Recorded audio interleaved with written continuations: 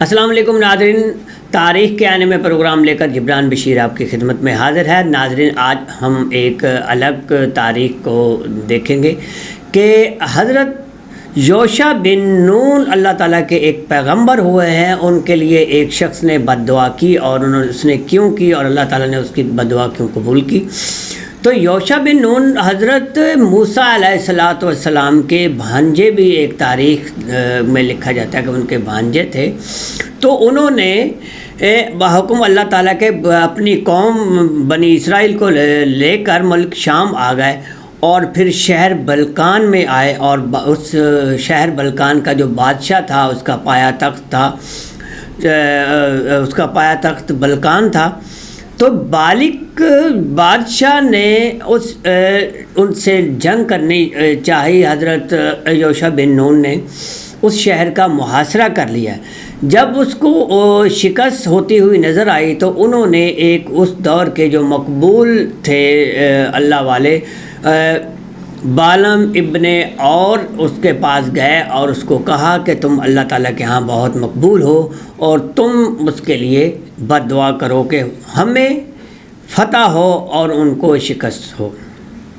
لہذا بالم بن اور نے ان کو سمجھایا کہ دیکھیں، یوشع بن نون اللہ تعالیٰ کے پیغمبر ہیں اور میں ان کے لیے کوئی ایسی بد دعا نہیں کر سکتا، لہذا تم لوگوں کے لیے بہتر یہی ہے کہ تم دین حضرت موسیٰ علیہ السلام کے دین پر آ جاؤ، اور وہی حق ہیں اور وہی سچ ہے۔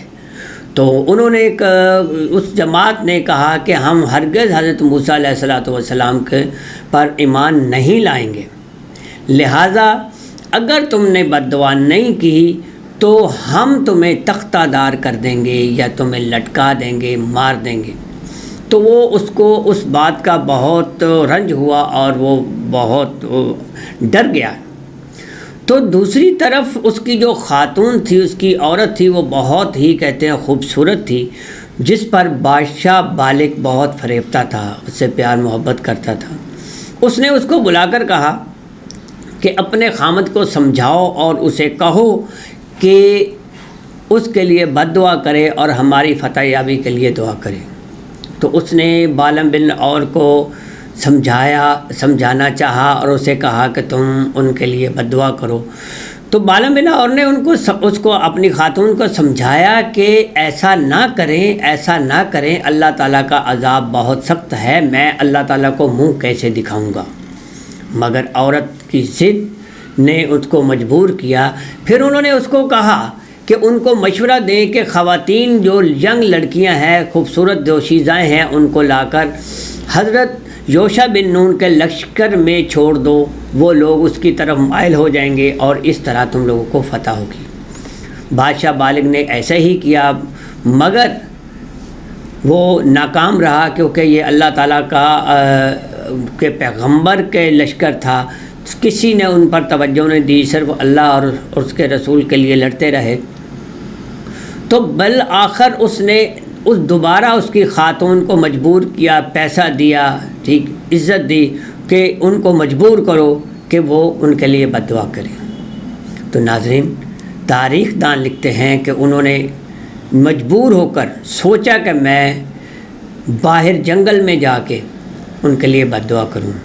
جیسے ہی وہ گدھے کے اوپر بیٹھ کے گئے تو آگے شیروں نے ان کو گھیر لیا اور ان سے کہا، اور اس کے گدھے نے بھی کہا کہ تم واپس ہو جاؤ، تم اللہ تعالیٰ کا عذاب چکھو گے۔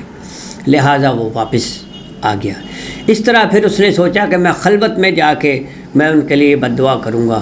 پھر بھی ایسا ہی ہوا کہ 2 شیر آئے جو بہت خون خوار شیر دکھے، انہوں نے دھاڑا، مگر وہ ڈر گیا، پھر بھی اس نے ایسا نہیں کیا۔ لہٰذا اسی طرح 2-3 بار وہ ایسا کرتا رہا۔ تو ناظرین، اس نے پھر کیا کیا، اس نے بد دعا کر دی، جس پہ حضرت یوشع بن نون علیہ السلام کو بہت رنج ہوا اور وہ سجدے میں پڑ گئے۔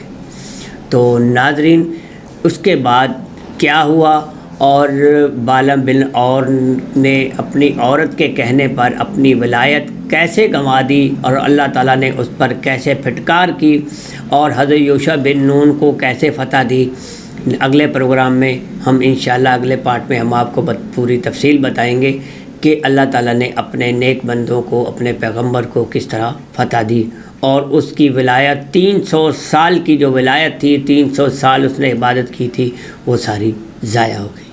اس کے ساتھ ہی جبران بشیر کو اجازت دیجیے۔ اللہ حافظ۔